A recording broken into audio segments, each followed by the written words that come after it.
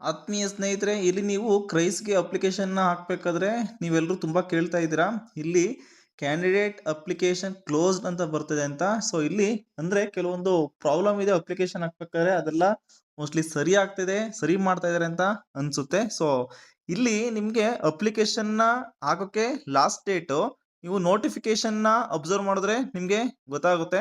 ನೋಡಿ ನೋಟಿಫಿಕೇಷನ್ ಅಲ್ಲಿ last date ನಿಮ್ಗೆ ಕೊಟ್ಟಿರೋದು ಇಲ್ಲಿ ಆನ್‌ಲೈನ್ ಮುಖಾಂತರ ಅರ್ಜಿ ಸಲ್ಲಿಸಲು ಪ್ರಾರಂಭಿಕ ದಿನಾಂಕ 15. ಇಲ್ಲಿ ಆನ್‌ಲೈನ್ ಮುಖಾಂತರ ಅರ್ಜಿ ಸಲ್ಲಿಸಲು ಕೊನೆಯ ದಿನಾಂಕ 13 ಇದೆ. ಮತ್ತೆ ಇಲ್ಲಿ ಫೀಸನ್ನ ಪೇಮೆಂಟ್ ಮಾಡೋಕೆ 14 ಆಗಸ್ಟ್ ಲಾಸ್ಟ್ ಡೇಟ್ ಇದೆ.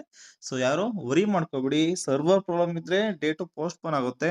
ಸೊ ಇಲ್ಲ ಅಂದ್ರೆ ಇಲ್ಲಿ ನಿಮ್ಗೆ ಸರ್ವರು ಸರಿ ಇದ್ರೆ ಈ ಡೇಟ್‌ವರೆಗೂ ಲಾಸ್ಟ್ ಡೇಟ್ ಇದೆ.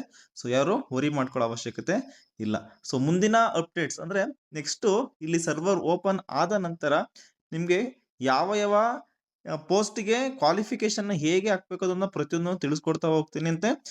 ಈ ವಿಡಿಯೋ ಇಷ್ಟ ಆಗಿದ್ರೆ ಲೈಕ್ ಮಾಡಿ, ಶೇರ್ ಮಾಡಿ ಮತ್ತೆ ಸಬ್ಸ್ಕ್ರೈಬ್ ಮಾಡೋದನ್ನ ಮರಿಬೇಡಿ. Thank you.